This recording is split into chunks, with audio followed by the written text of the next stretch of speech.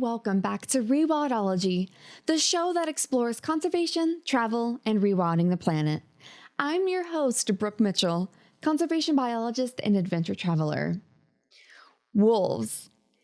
Is there another group of animals that is surrounded by so much controversy? We worship wolves, persecute wolves, hunt wolves, and spend thousands of dollars for the chance to see wolves in the wild.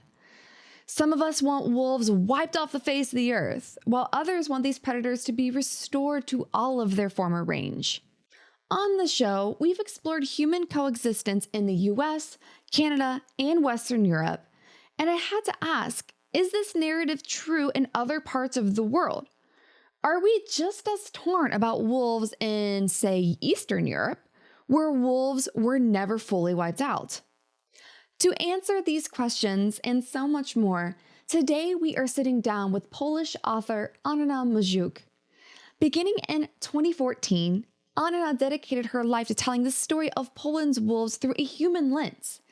In the following 6 years, she met with biologists and various stakeholder groups to write her book Instynkt about wolves in Polish forests. Anna and I have a wonderful time exploring her childhood growing up in Poland's forest, why she went into journalism, the moment she became hooked on wolves, the past, present, and future of wolves in Poland, and what it was like for her to sit down with and interview people that had opposite views than her. Before we dive in, I wanted to keep you all in the loop about the fun things I'm up to.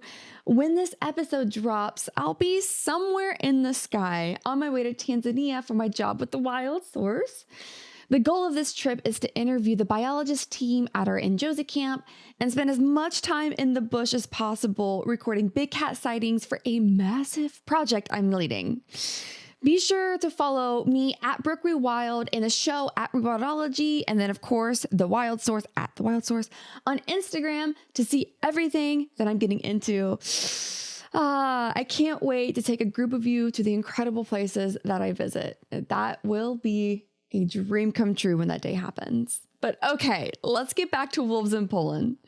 Please enjoy this conversation with Anna. Well, hi, Anna. Thank you so much for coming on the Rewildology podcast today and sharing your very unique perspective on this much bigger topic in a whole new country that we have not had on the podcast before that I'm very excited to dive into and learn way more about. But first, let's introduce who you are and why you're on the podcast today. So what's your story? How and why did you become a writer? First of all, hi, Brooke. Hi, everyone, and thank you for having me. So my story and my writing, how did it all start? Oh, maybe when I was in my mother's belly. No, but that I'm not sure of. But when I was around 9 years old, I would say, I started writing. I remember my first little colorful diaries, and they were like, I think around 9. I started to put something in, some small things that, happened in my life. And then I started writing poems, not very long. I mean, it was not very, maybe 2-3 years later.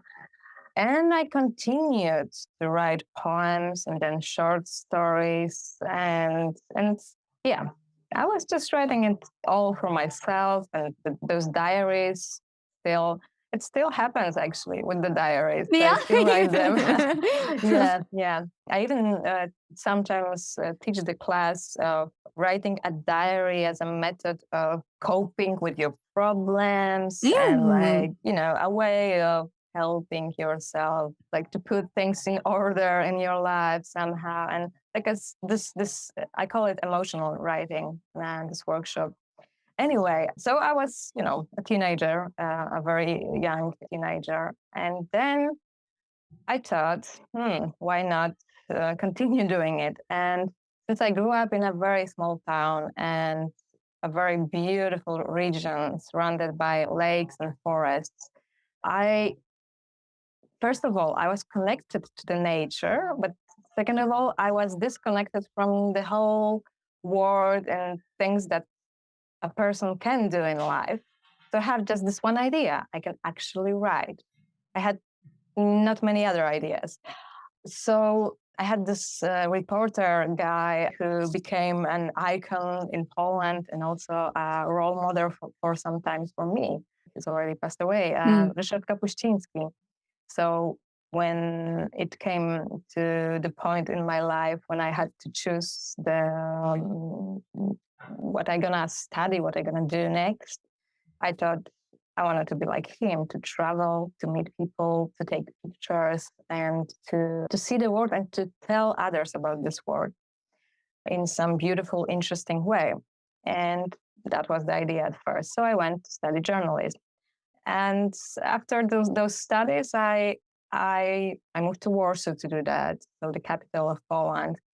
And in the beginning, I wrote about arts to different newspapers in mostly national wilds, so like biggest magazines in Poland, different titles.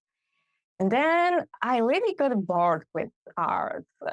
I love art, don't get me wrong, but it was not enough for me. I felt like I needed and missed this nature part that I moved away from, moving from this town that I grew up in, Ostruda. This is the name of the town. So then I actually found a way to write about the nature. In the beginning, it was just animal studies, some articles about those issues. And then I actually went on the street, saw a woman reading a book about wolves. The title of the book was Feeding the Wolves, which is the worst possible title for a book about wolves. Right. Right. But then I still was interested with that book, and I took it from the library. It was really terrible, really not good written and well written, and this writer, it was nothing serious. It was a regular romance, but at the end of the book there was a note that she interviewed this biologist, and I contacted not this biologist, but by this book I found out that one of the biggest European wolf biologists, researchers, is a woman, and she's Polish. That's so awesome. I contacted her. Yeah, and then actually just a week later, I ended up in the mountains, Polish mountains, tracking wolves. And she said, come, because we have those British students of ecology or something, biology, and there is going to be this long week workshop. So come and yeah, you're gonna see what you're gonna need from that. So I wrote my first big article about wolves then. It was 2014. And I just fall in love, A, with wolves, B, with writing about nature and being in the nature. Like, I found out that I can actually combine two, being in the nature and writing about it, telling people about it, explaining the processes in the nature and all that. So I was really thrilled. And so basically, like I would say, this was the changing point in my life, going to this wolf tracking trip on many different levels. But it helped me get to the point that I am right now. I'm in right now, and it's a beautiful place that I'm happy. I'm very happy in this place, and very happy to be writing about not only wolves but other animals and nature processes. So yeah, long story, not that short. That would be it. Yes, one thing I just love about your story is when we reflect back and you can see these very just moments in time where you're like, that one moment just completely started my trajectory down this path I could have not envisioned. And just imagine where you would not be if you did not see that woman reading that one random book that wasn't even that good. But somehow it sparked this love of wolves for you. And you're like, I got to continue on. So let's actually start diving into that before we get to your book itself, because this is a whole other process that just is fascinating to me. Could you teach us a little bit about Poland's wolves and maybe their history of what they've gone through and then up until today? So, yeah, let's just have the Polish Wolves 101, Sure. if you wouldn't mind. Sure. No. Of course. It's kind of similar story to, Polish wolves and let's say Czech wolves or German wolves. I don't know if they have nationality, at least that they are aware of. But yeah, it would be the same story, similar story for most of European countries. But the more to the east of Europe, the better wolves were treated, I would say. But not because I think it may have been connected with the poorness of the countries in the past. So yeah, 15th century gone already in England. And in Poland, we started hunting wolves in around 19th century. So they were quite lucky in that sense, because we started to do it quite late. And so they were hunted somehow, but still they're in the forest. But wars were always kind of breaks for wolves in the whole world, because during the war people just want to feed themselves and they don't eat wolves, they don't eat predators, so yeah, they just let them go, let them live, let them be. They don't eat most of the predators, at least, and it's not the best flesh to eat. So yeah, during the Second World War in Poland, wolves population got a bit bigger. Hunters estimated it for around 700 wolves. But after the war, they thought, it's too many. We should do something about it. So they actually decided in 1956, so some 11 years after the end of the war, when the war was already finished, they decided that they're gonna eliminate wolves on purpose, and everybody like you and I could just go to the forest and do it, pick a pup from a den or put some poison near the den and, kill wolves like that. And we would be paid for that. Everybody could kill a wolf. It was allowed. It was even, you were welcomed, or you were, what's the word for it? Invited and we rewarded for that. So they almost eliminated all of the wolves in Poland. Around 50, they estimated, lasted in the 70s. So they said, okay, it's maybe not enough. They can actually get, totally, they can be gone soon, totally. So they decided to change the law, so only the hunters could actually kill wolves, and it was not allowed to poison them or to take the little ones from the dens from that point. So 75, okay, the population started to grow a little bit, but still it was going slowly. And wolves were actually seen only on the eastern part of Poland, near Białowieża forest, which is the ancient forest, near the mountains where I went to see my first wolves. The tracks, I didn't meet the actual wolf, an actual wolf back then. So it was in the mountains and the eastern parts, actually the border of Poland, and they didn't migrate to other parts. So they said, something is not correct, something's not working here.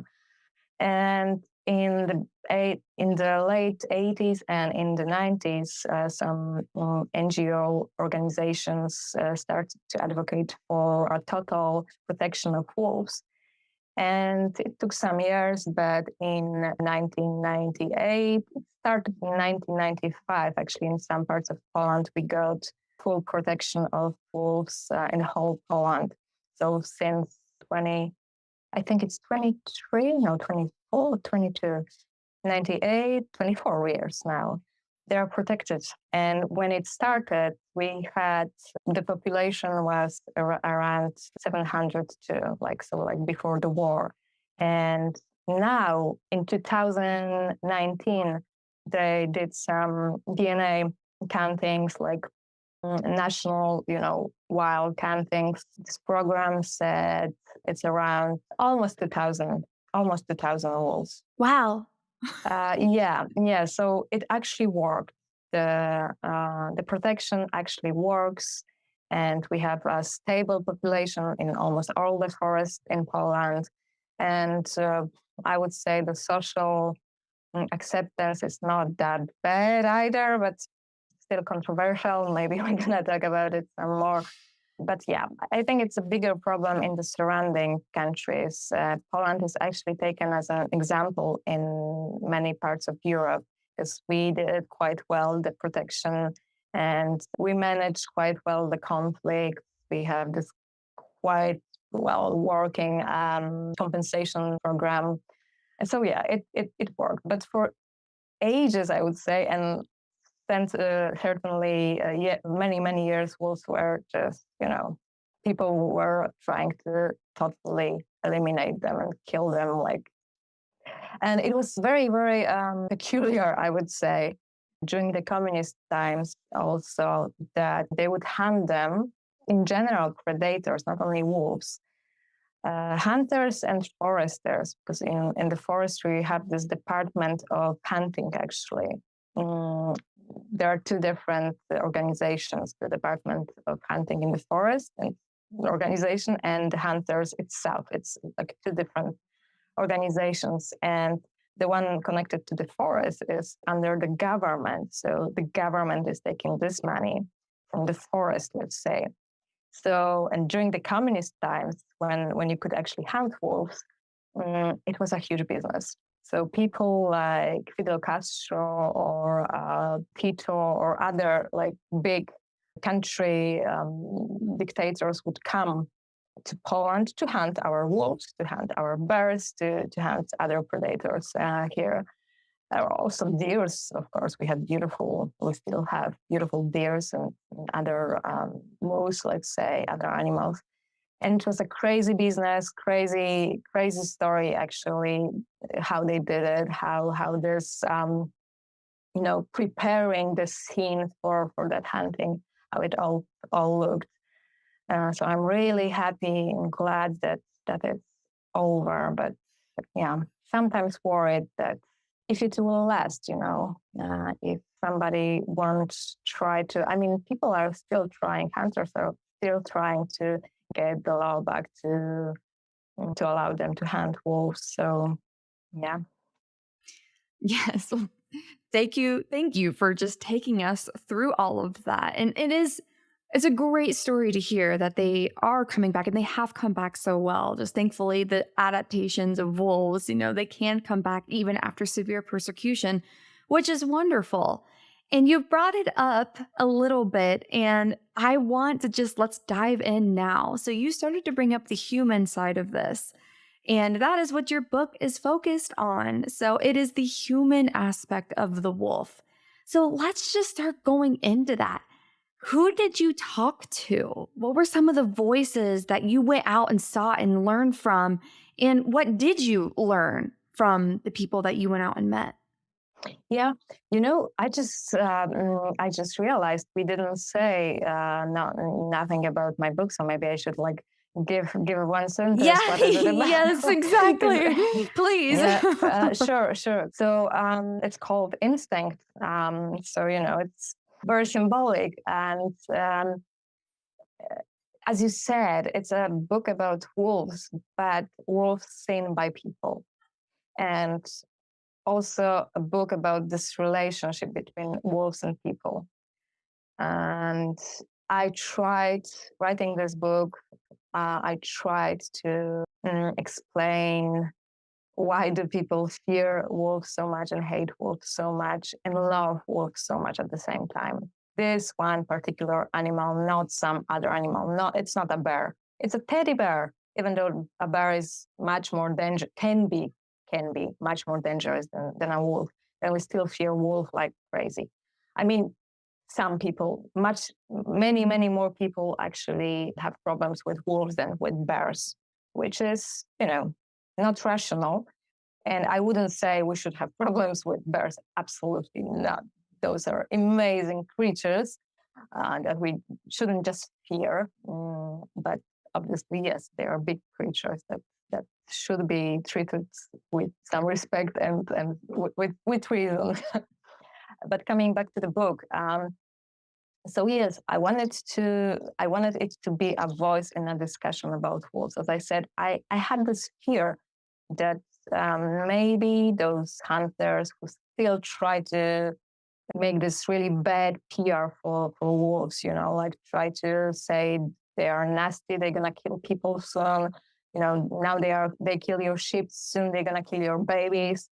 So I was, and I still sometimes feel fear that wolves can be shot again and hunt again, but I hope not. So in order to actually tell people more about wolves and about our the way we treat them and why do we treat them like that, I interviewed, as you said, different groups, and those were the hunters, the people who used to hunt wolves in the past, or the ones who still hunt some other animals, but they cannot hunt wolves anymore. So this is an important group because they actually really would love to do it, but it's not allowed, but they have some losses, let's say, because of that. Because they cannot, first of all, it's a huge trophy to hunt a wolf for them. So, so they lose in this game of, who's the best, who's the one who rules in the forest. This is actually another point, because this is not them who decide which animals are going to survive, which are going to live, and which are going to die. It's the wolves who the wolves decide. So yeah, those are some parts, and also they have different financial losses. As I said, in the past they could invite other hunters and get money, get paid for that. Now they still get paid for, let's say, deer hunting. So they still invite some foreign hunters, or even from Poland, they're people with money, basically, who they just show the right spot and see here you're gonna kill some animal.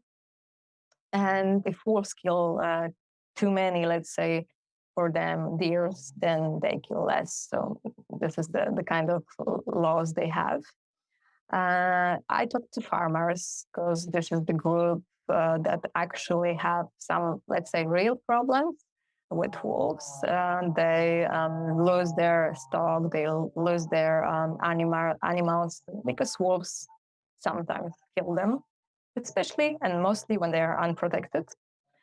So, but yeah, so farmers, they're photographers, because in Poland we have this problem of those places where those feeding sites, but for predators, which is actually not allowed.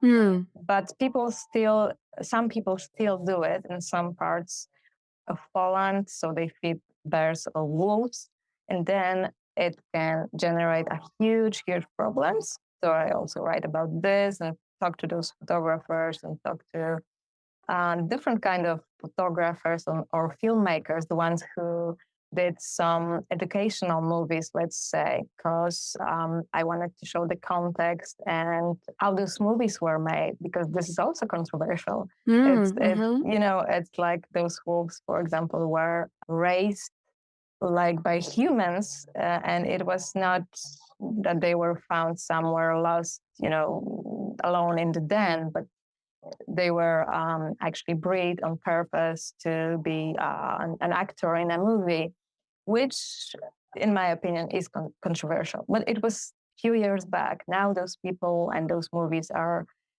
those people say they wouldn't do the same movies, not in the same way, and the movies are made in a different way with those deer traps in the forest. And yeah, we have different methods now, but I write about this.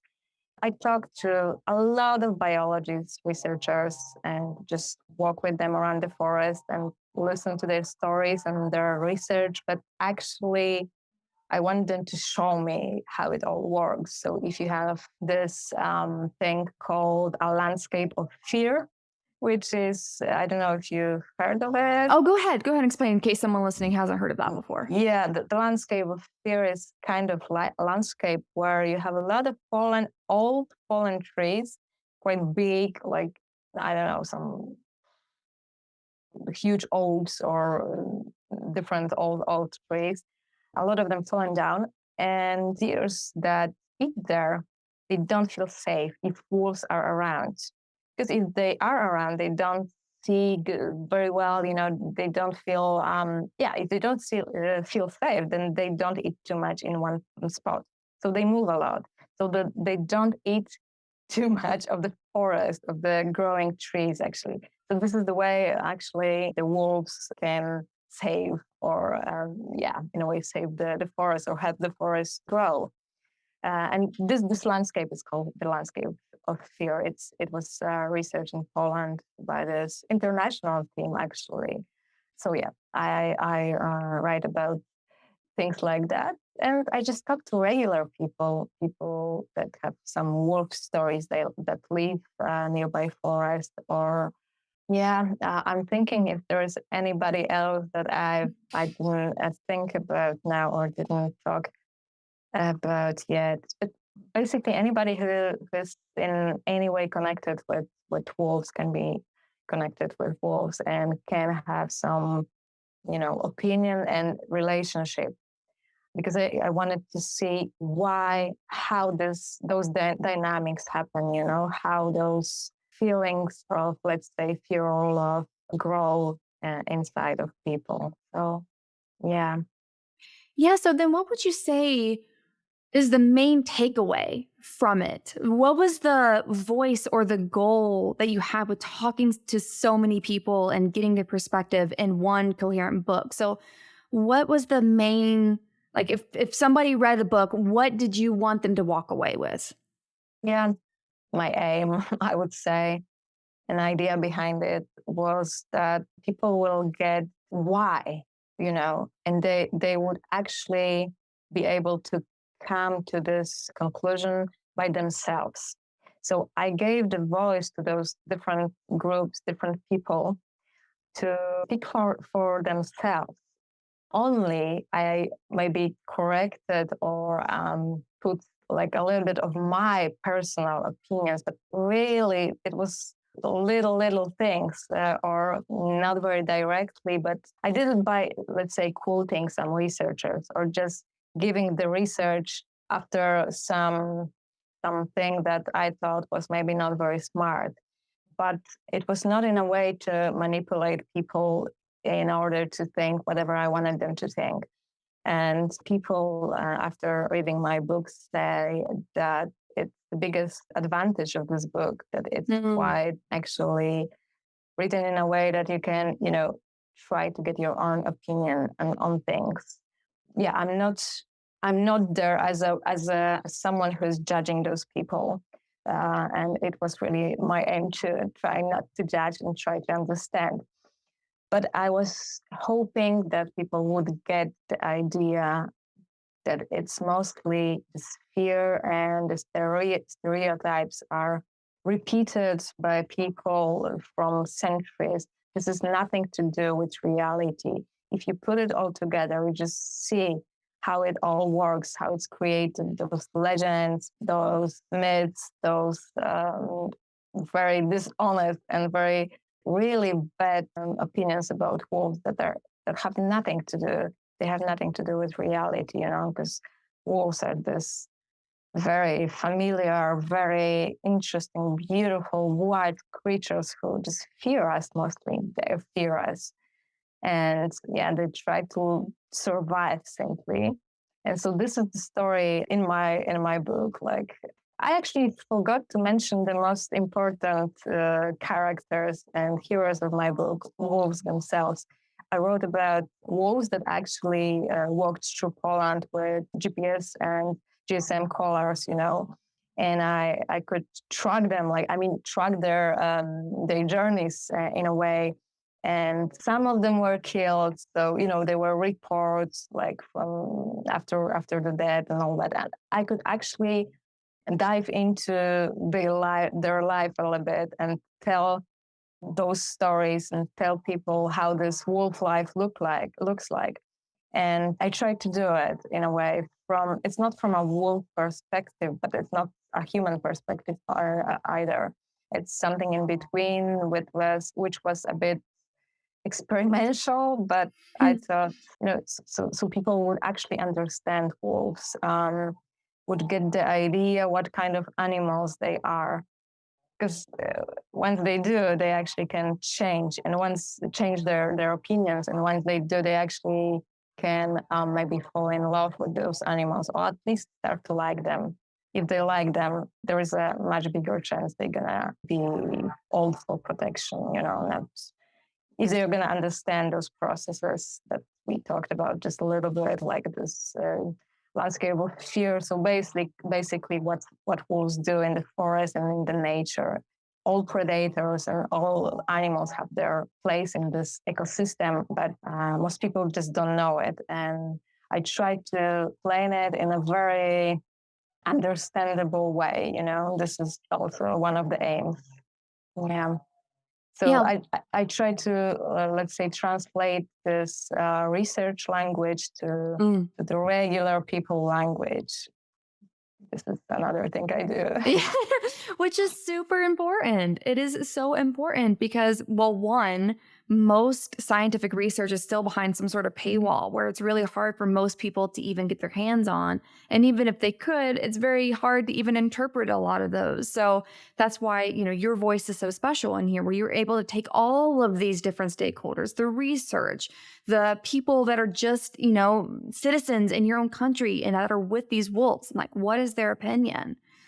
And that's one of the big reasons why I want to sit down with you, because you're in this very special position where you are a writer. So this is like a different lens that you have that you're coming to this with. You're not just a classic biologist that's been studying predators since they were like, in college or something. It's like, I need to come and I need to get this story. What is the story here? And I think for the next point, just from like I don't know if it's a people skills perspective, but I'm sure that you have your own strong opinions about wolves, just naturally. Clearly, you have a strong passion, or you wouldn't go to the lengths that it takes to write a book, and you did. So, what was it like maybe talking to someone that you didn't agree with? How did you approach maybe different groups that maybe you didn't normally align with in some way, shape, or form? And then how did you get all these different people to talk to you? And what was that like? Like, how did you actually do that? Because I'm thinking about somebody listening right now that maybe they might have a project coming up where they might need to talk to someone that maybe outside of their own bubble of thinking. It's so good to talk to people that think differently than you. You never know what you're going to learn. But yeah, like, just dive into that a little bit for us. What was that like for you? Yeah, it was very difficult. Yeah, Seriously, there were moments that I was just very tired because of that. And after those certain meetings, like, let's say, with certain hunters, especially with hunters, so the people with totally different opinions and perspectives, and just life priorities and everything than I was exhausted. But I really, at the same time, I really wanted to understand this piece of how their minds work, so, and why it's so important for them to actually, let's say, kill those animals. So what I did, first of all, I would say, this is the question of curiosity. I was curious. In general, why I do anything in life, it's because I'm curious. I have questions. I want to understand. I don't understand. I really don't understand so many things. I'm very angry at so many things. But I think if I just stop at this point of not understanding and being mad at things, I'm not gonna do anything about it. I'm not gonna change anything. So what I try to do is, first of all, educate people. So that's why I write books. That's why I do workshops. And in order to, to talk to people that think differently that I do, I have to get out of my comfort zone. So it's not like anybody actually taught me that, how to talk to people or ask questions. During my studies, it was journalism, but it wasn't the best. I would say that this part didn't work very well. It was just my natural thing, just being curious and actually being able to listen to people. So that what I did I did it for how many years? Since 2014, I was getting to know people. At first, there were mostly biologists and researchers. But after some time, when I went to this or that part of Poland, because I traveled through whole Poland, like in different parts of Poland, to get the different perspectives of different people, and different areas had different histories with wolves. If they weren't there, if they were absent in some parts, that people had different experiences than the ones that actually had wolves like since forever. So with these travels, with those journeys, I get to know more and more people. So after some time, I just knew, okay, I have to go to this person, to that person to get those kind of information. So this is how it worked in the beginning. But then I actually had to knock on those doors and really say, hi, I'm writing this book, and try not to show what I think. And this was very difficult, and yeah, it took a lot of. I was learning. It was a process of learning with this book for me, learning of acceptance of others and like different points of view. And I actually learned with this book. I grew with this book. So okay, I went to my first hunter, and he said some crazy things, and I just asked so small questions, and I wasn't ready for more.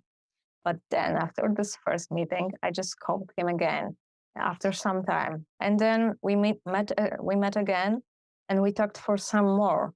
And I listened. I really listened. I asked questions, and at the beginning, I didn't criticize, I just listened. And then when they actually got time and space to say whatever they want to say, then I started maybe argue a little bit, but only then, like at the beginning, I needed to be like a mirror, or like just, unseen in a way, just a ghost who's there to witness whatever is happening there. So yeah, so that was mostly the key in the beginning. But at the same time, I couldn't be very good that I had my own opinions. But at some point, it was good that they knew, and that I knew that I was what I was talking about. So I think that was the key. One of those hunters, very old, who killed like 50 something wolves during the times that it was allowed. It was called wolf action. This period between the 50 something and 70s and this time. So he, in the beginning, he was very unhappy with me. He was like, "Oh, what are you doing here? Wolves are going to kill you," and things like that. It was really unpleasant.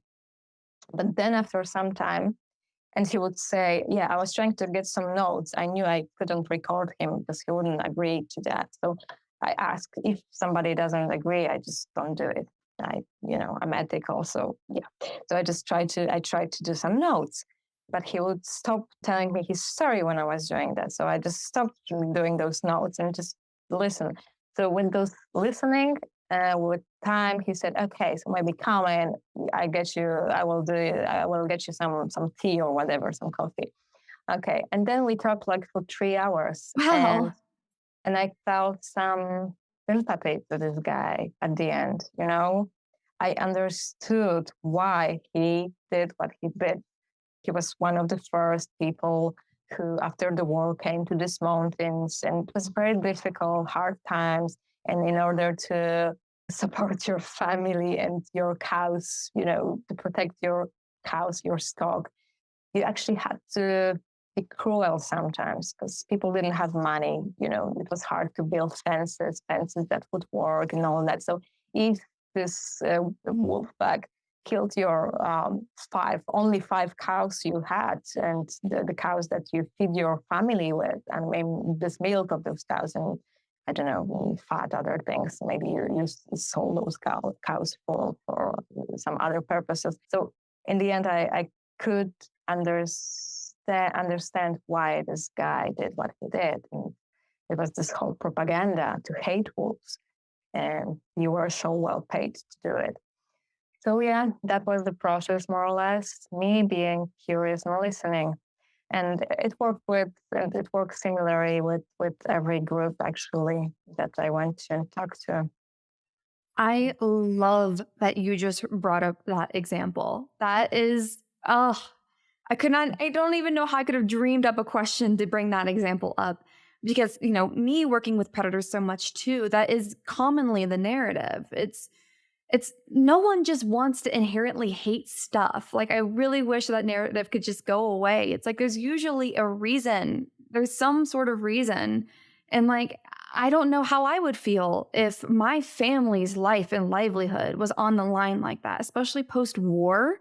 Like, the stress that man must have been under in his life to support his family. And if that wolf pack was the difference between his family possibly not eating, or if he could just take care of the wolves and he at least had that comfort, he could sleep at night. Like, I mean, how could you judge someone for that, So I love that you brought that up. And it just shows the importance of no matter what side of the table you are on, that you reach a hand out to the other side and it'll be like, please, I want to understand where you're coming from.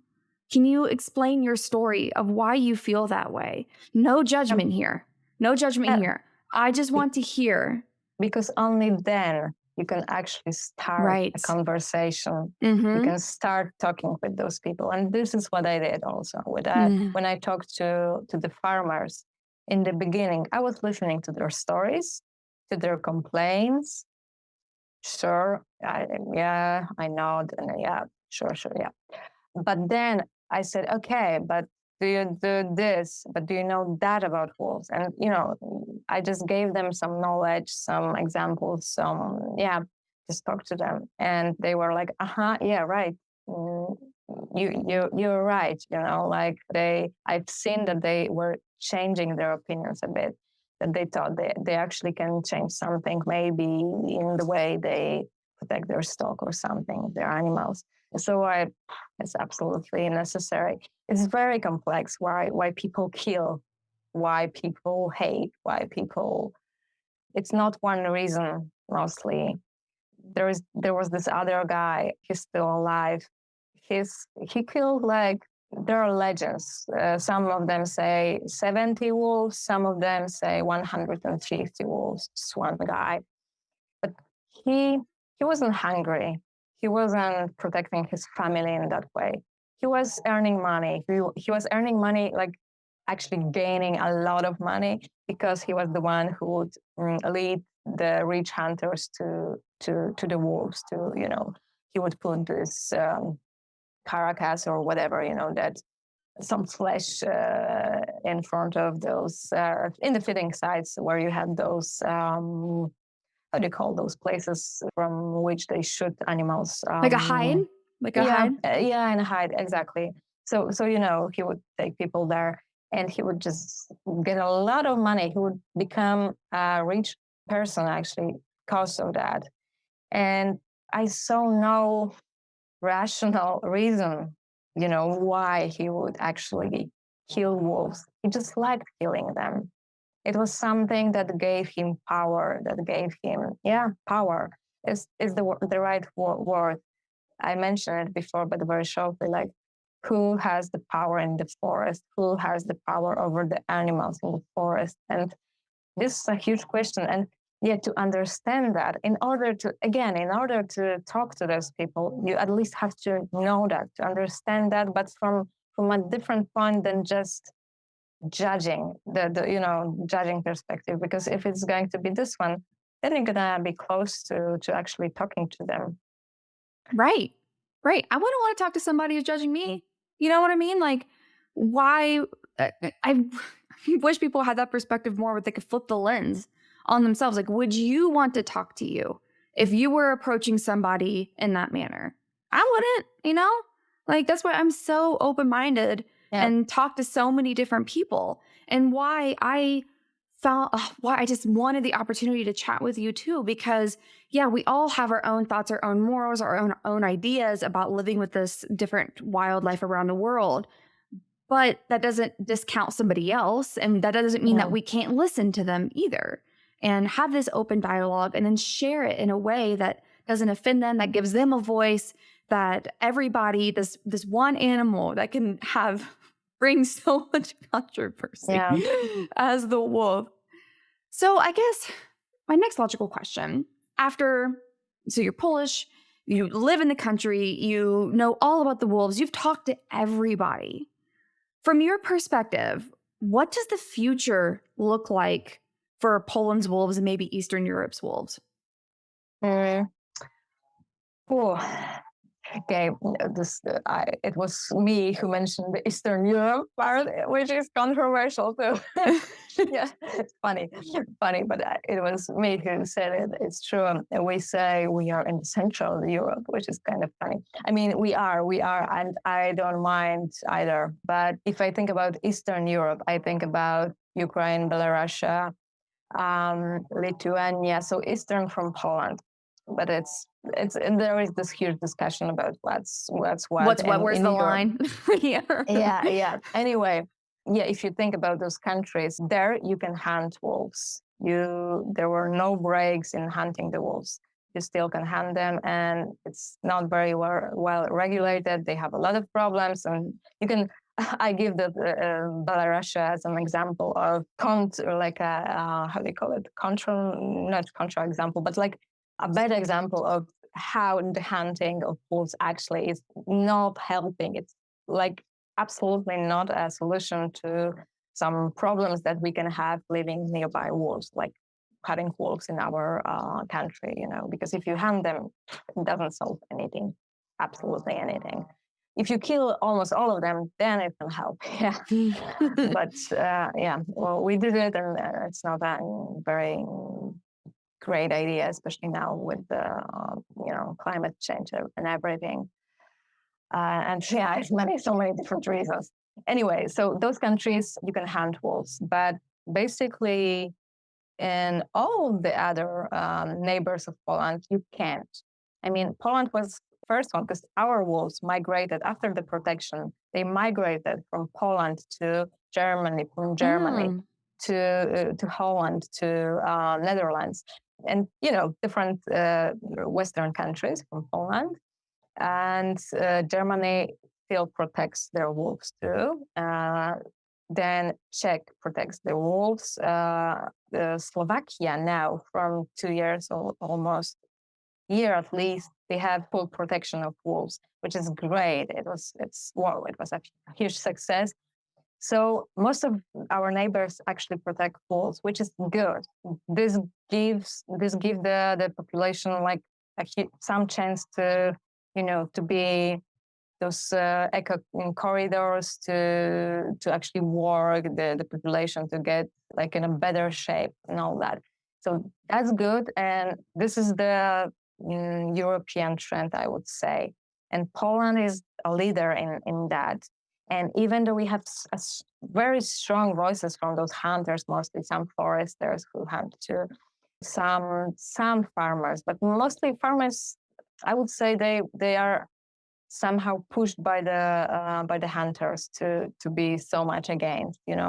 We have some rich farmers, but this is not the richest group in Poland. This is the hunters are mostly the ones who have something to say. So they really try to force the law to be changed, to be changed back to some kind of, some gap of shooting again. But it's really difficult with European Union law and the different protective laws. It's very difficult. It would be very difficult to change it back to the way it was, or even like a step back. So I'm quite confident right now after writing this book. Before, I was really worried. Now I'm quite confident it will be very difficult. Of course, when we have those, like sometimes you have those actions and like there is just billions of those fake news in the internet. wolves killed a deer just next to the school entrance or something, or or those predators, those beasts, I don't know, killed something, and you think maybe, or they killed someone, and you think, oh, they killed a person, and then you read the article and it's not that, and the school was just next to the, it's basically in the forest or something. So yeah, they killed a deer there. So, but if you have those actions and they're like huge, like you have those so many bad articles, then I think I'm a bit worried, but just for a moment, and then again, we have a lot of really serious, good researchers who just advocate for wolves, and many NGOs and books.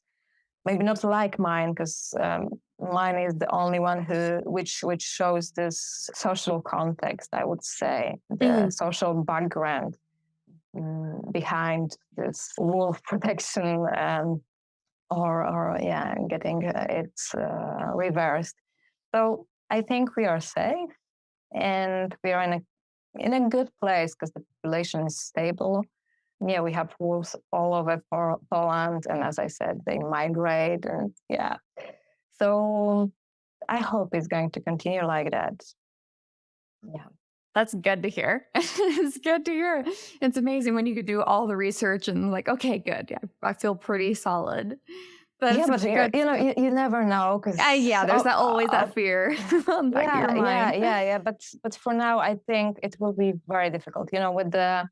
With the war situation, the situation with the ecosystems, with the situation with the climate and all that, it's really not that easy to just put a stupid decision like that. And people object. And this is also why I wanted to write a book like that, for the people to actually object if something like that was to happen. So, and yeah, they do. If there is if this general direction of environment protection allows to kill a certain wolf, because this wolf is killing sheep, let's say, repeatedly, then even that situation is not obvious. Sometimes people say, oh, why do you allow to kill this wolf? It's controversial, but we had this situation where wolves they tried to start a family just nearby quite big city called Poznan. And it was just not a big enough forest, This forest was fragmented, there were too many people.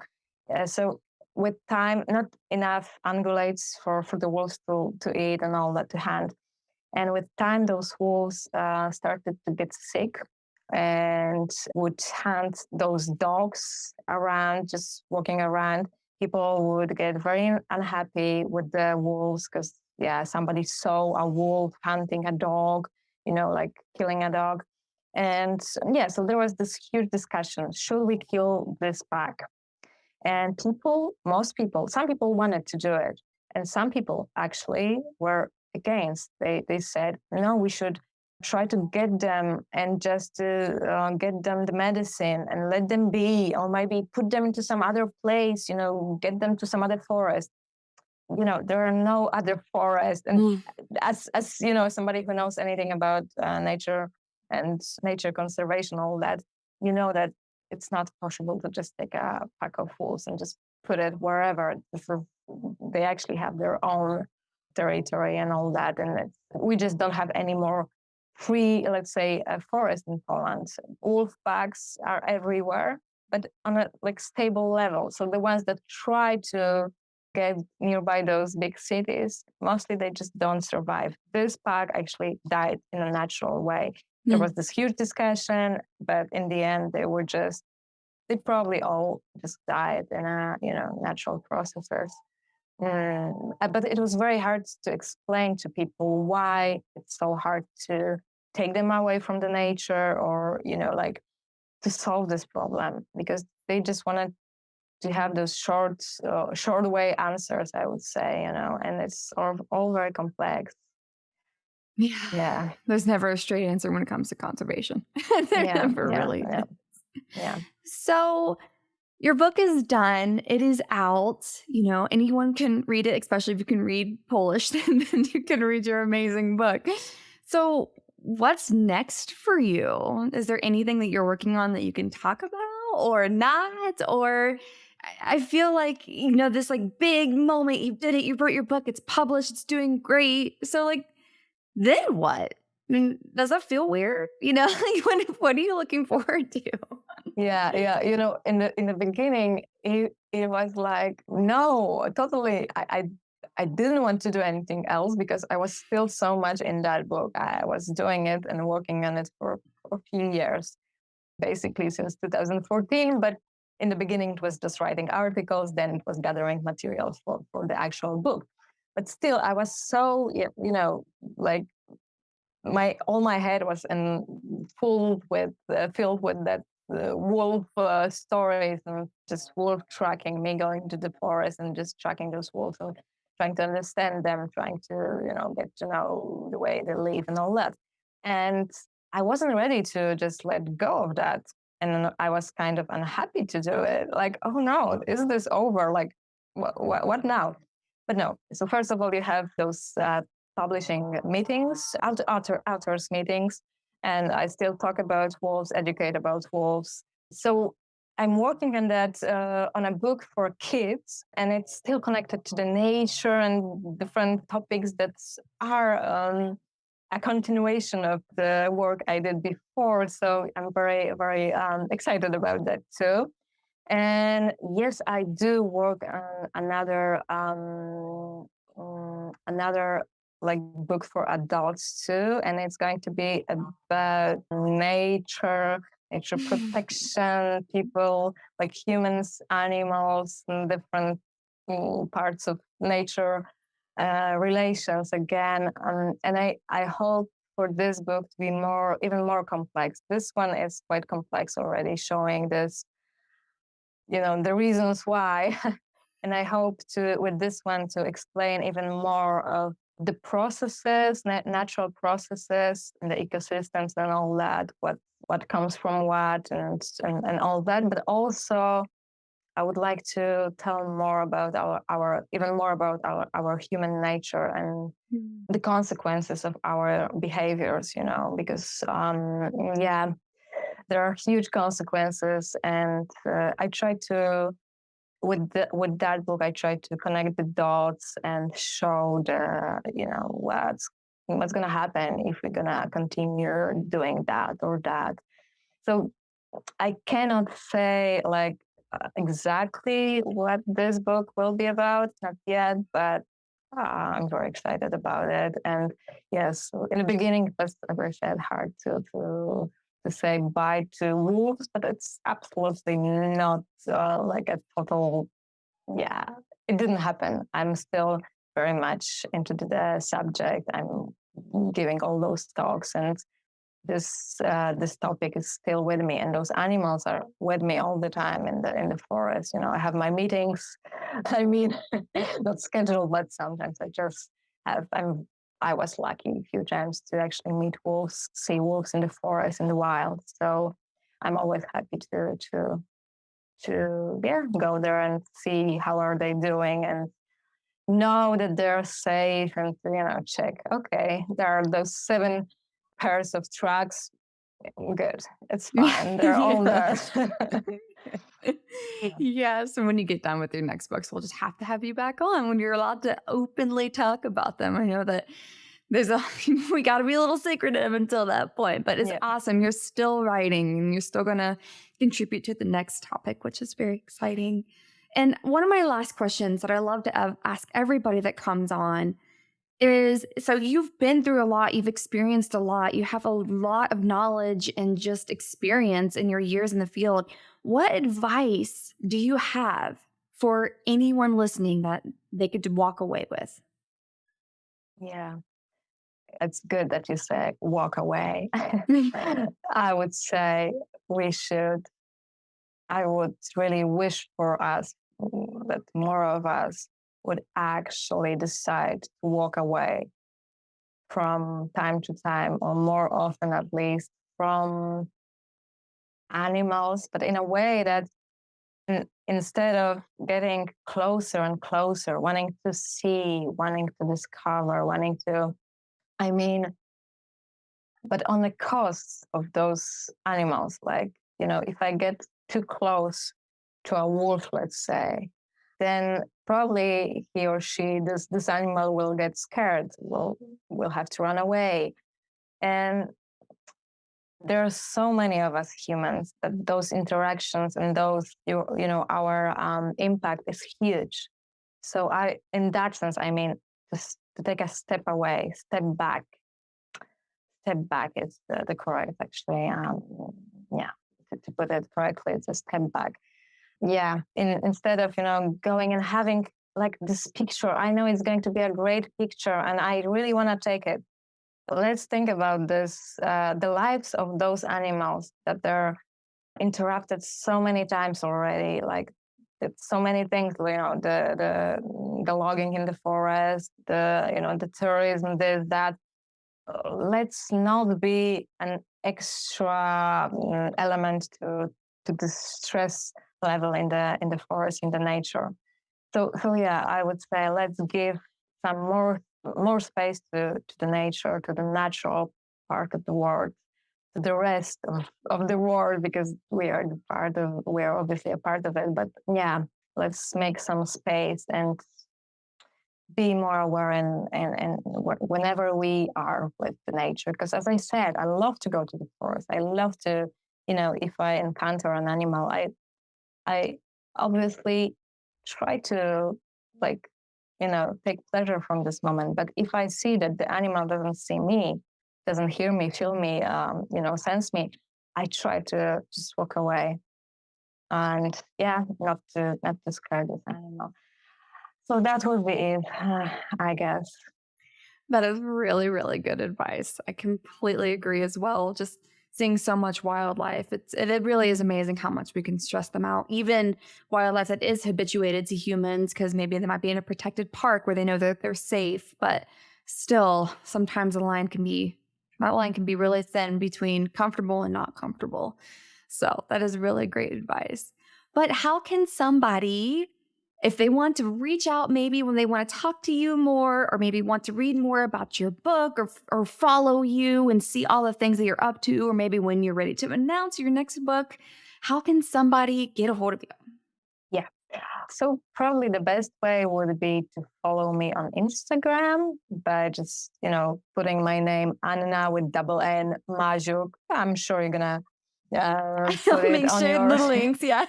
yeah, it will be helpful for those who just have some problems with the spelling or a different foreign name.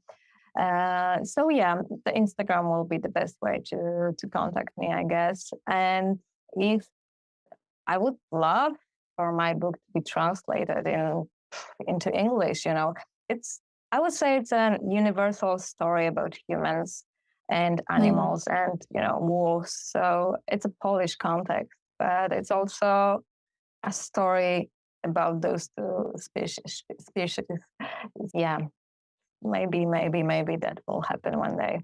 Oh, that would be wonderful. I will be one of your first customers if you're able to get it in English.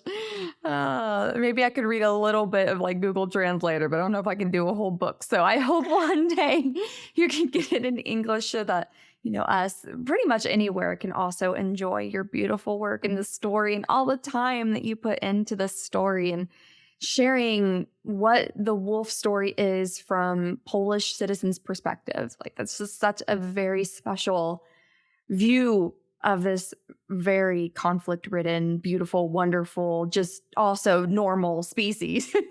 Exactly. We're the one that put the labels on it. It's just a wolf. We say it's all of these things. So it's just a wolf. It's just an animal. Exactly. And this, unique perspective, as you say, of Polish people and whatever country, it's also a universal, in a way, perspective. Right. Because our stories, I know United States wolf stories, let's say, I mean, the history of United States wolves, more or less.